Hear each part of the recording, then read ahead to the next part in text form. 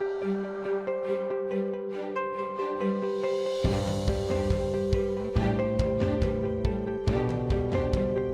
was driving down Main Street in Fargo, North Dakota, and I saw this banner that said, "Are you a game changer?" And I said, "Yes, I am." Let's make it happen. I come from a long line of blacksmith, machinist, welders, fabricators.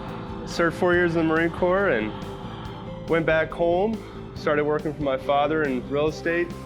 Did that for a good 4 years and decided, well, I think I want to do something different. So I spun the globe one morning and put my finger on Fargo. Didn't know where Fargo was on a map.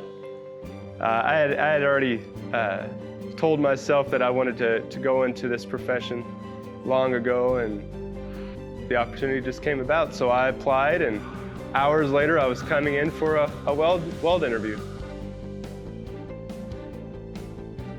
So I've been here for a year and a half. My future is looking very bright. Just take every day as a learning experience. Not every day is going to be an easy day. But as my father would always tell me, every day above ground is a good day. And so you come into the morning and you say, hey, let's get to work, let's make it happen. You know, let's learn something new.